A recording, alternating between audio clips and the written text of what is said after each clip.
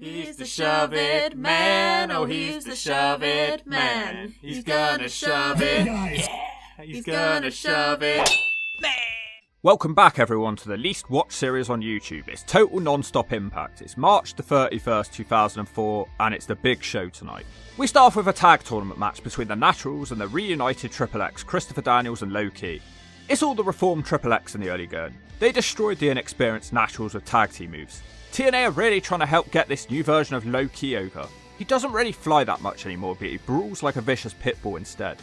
It's announced that Chris Sabin has been stripped of his X Division title due to an injury. Certainly feels like Sabin has had more injuries than the average wrestler. Anyway, Low Ki has worked over on his own for ages. Daniels turns the match with a really nice hot tag. He's going nuts and almost wins with a powerbomb. The Naturals have a brief resurgence where they hit a double front suplex to Daniels. They try to do the same to Low Ki, who starts kneeing them in the head, and he locks on an armbar as the other Natural spinebusters Daniels. No one's move can get the job done, so just like last week, the Naturals try to cheat instead, using powder and a steel chair.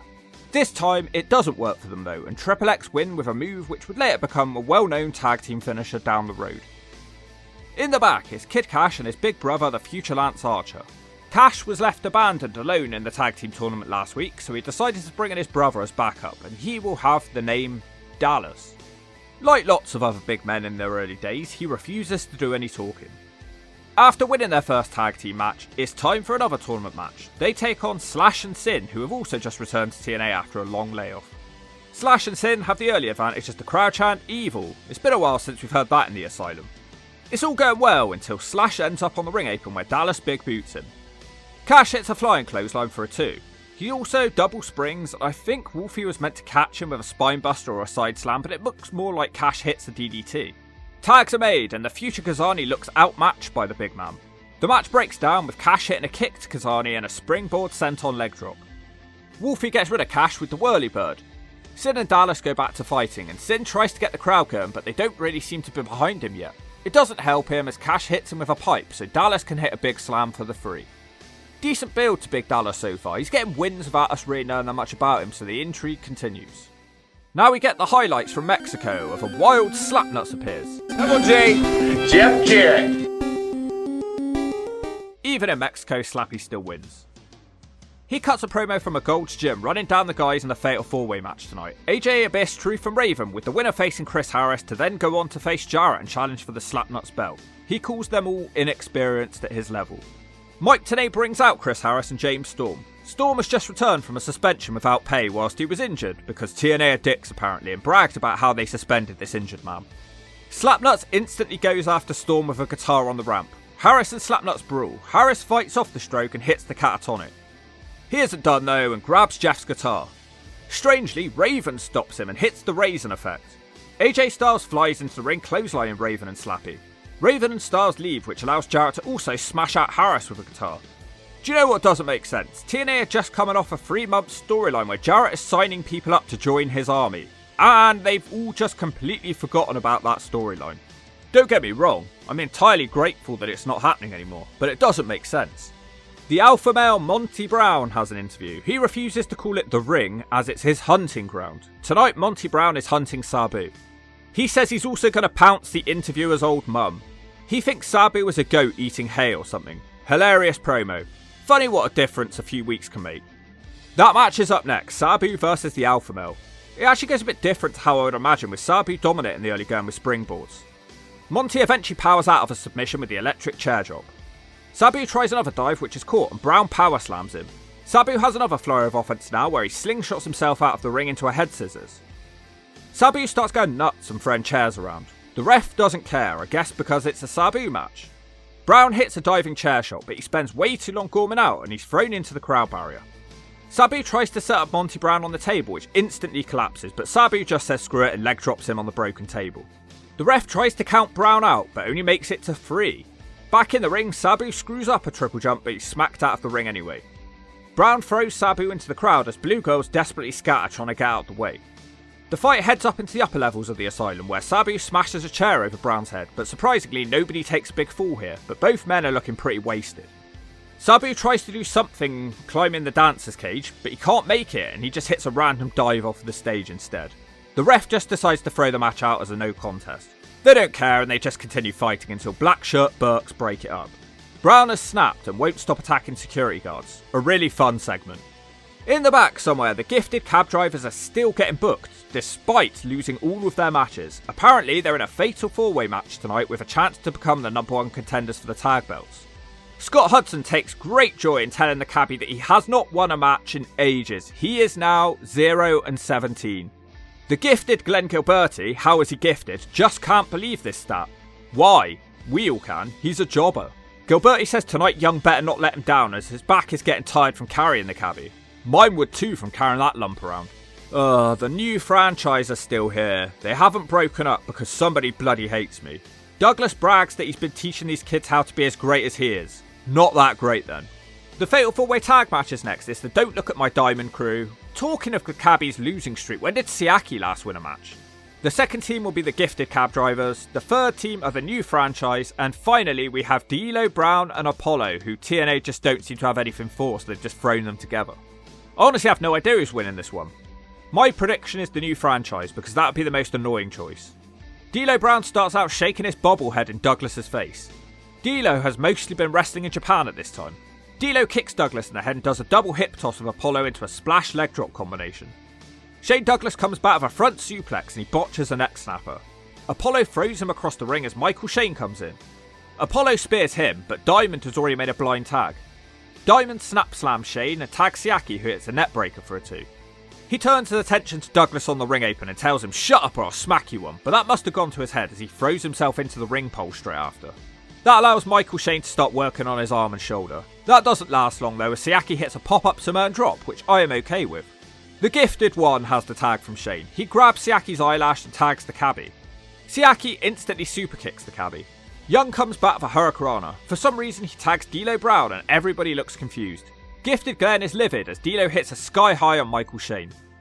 The new franchise are arguing again. The match completely stops as the new franchise argue on the ramp and they leave. The match restarts with D'Lo hitting a big spinning side slam on the cabbie. D'Lo makes a mistake though, and there it is, the cab driver slam, the cab driver slam. No one reacts to the move, and the Diamond Man hits the Simon series to the cabbie. He also super kicks Gilberti, but as soon as he turns around, Johnny Swinger decks him with a steel chair.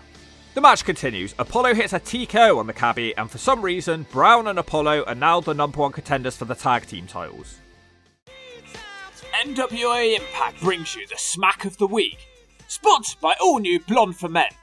If you're a brown-haired potter, put some blonde in it. It makes you look hotter. Oh man, this dude truly is the biggest, the baddest, the #2 man in the business. It's Apollo, man. He just crushed the cabbie without forgiveness. That swinging neck plan of wicker snapper was something to witness. For a while, he won't be taking no fares, but Apollo ain't got no cares. That was the NWA TNA Smack of the Week, sponsored by Blonde Just for Men. Get it? Got it? Shove it. Backstage, Scott Hudson is looking in cage for Abyss. A secretary woman says to leave him alone because he's concentrating on his match. Pretty sure this is Goldilocks, but that is admittedly a pretty good disguise. Crisp Sabin is wheeled out now to vacate his X Division title. Apparently they wanted him to FedEx the belt back, but he wanted to do it in person. So, to crown a new champion, we have Frankie the Future Kazarian taking on the Amazing Red. The referee is loudly booed tonight. He looks really confused. I don't know what he did wrong. Red gets us started with a flurry of moves, including a head scissors and a dropkick to knock Kaz out of the ring. Kaz comes back to the ring for a pump kick and a springboard leg drop for a 2. He does a nice leg sweep to stay on top and hits another leg drop. Red makes a comeback with a DDT before he's quickly closed down with a net breaker variation. This match has a surprising lack of high flying, but Red now does hit a flip dive. Kaz starts arguing with Crisp Sabin at the desk and he tries to steal his crutch. Sabin isn't having that though, and Kaz turns around into Red diving off the steps at him. Back in the ring, and Kaz slams Red on his stupid little bandana and he crushes him with a slingshot DDT. Red's fine though, and out of nowhere he hits the Code Red for a 2. Unfortunately for Red though, he misses the Red Star press and Kaz rolls him up for the win. Decent match, but nothing too crazy. Kaz takes a victory lap with his new belt. It would take the Amazing Red an incredible 5.5 years to ever capture that belt again. Kaz is being a dick, so Sabin's friends on Team NWA come to his rescue. In the back, Truth hypes up his main event tonight. Conrad is here and he's sulking because he and Road Dogg feel that they haven't been given any opportunities lately. Didn't they have a tag tournament match last week, which they lost? Suddenly, things get really strange. They're blathering on about the World X Cup when out walks former WCW superstar Dave Taylor to introduce Team UK. Yeah, Team UK, apparently that's a thing suddenly. He says he's here to introduce the team, but then hilariously, none of them are introduced. So I'm going to do it for you. Dean Allmark, Robbie Dynamite, Frankie Sloan and James Mason, who still wrestles today on the UK Indies. I know this because every time I see his face on a poster I think it's Simon Miller. The big bold boys of wrestling faction cannot be stopped. Interesting that none of the guys on this team went on to make a name for themselves. I guess we'll find out why that is over the coming weeks. The icon Sting's going to be here next, but not just him, also Vince Russo on commentary. He's been surprisingly inoffensive since returning to TNA. Sting will be the special enforcer for this fatal 4-way. Raven versus Abyss versus The Truth versus Styles for a shot of Chris Harris to then get a shot of final boss Slapnuts. Abyss and Raven get started for a double flapjack on Truth. Abyss fights off the Raisin effect as Truth clotheslines him from the ring. AJ hits a springboard moonsault, but as usual Raven is a dick and he ruins it. Truth hits a Hurricanrana as a powerbomb counter on Abyss, but now Raven is back. Styles smashes him away with a springboard dropkick. Truth and Styles work together now to take the monster down and they start hitting the heels with double dropkicks. Abyss shuts them up with a double back suplex. Raven returns again and he stops an Abyss slam with a bulldog. Everyone keeps sneaking out of finishers. Sting and Raven start fighting around the outside and Abyss joins in. They're not very smart. They've completely lost their attention on this match because they hate Sting so much. Styles and Truth use the distraction to hit double flip dives out of the ring. The Truth starts using a chair. He heads back into the ring and hits the lie detector on Styles. His scissors kick is broken up by known dick Raven.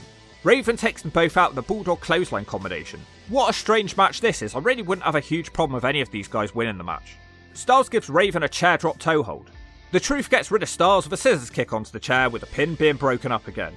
We move on to Abyss folding Truth in half with a black hole slam, but there's that dickhead who's known. But he's about to get a taste of his own medicine as he hits the Raisin effect on Abyss and AJ Styles breaks the pin up with a Swanton bomb. Dude, I was watching NWA TNA the other day, man. And this dude, AJ Styles, man, he stole my Swanton bomb finishing maneuver, man. But it didn't finish. Man, I'm going back to North Carolina.